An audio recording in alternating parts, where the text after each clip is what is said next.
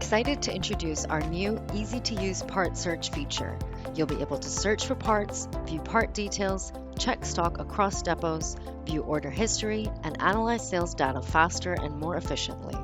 Log into Gold and you'll see the search bar at the top.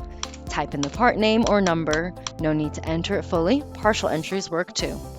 Select a part to see key details like bin location, price, stock levels, and more. If stock is available in other depots, you'll see it listed. Easily switch depots using the arrows or keyboard shortcuts to compare.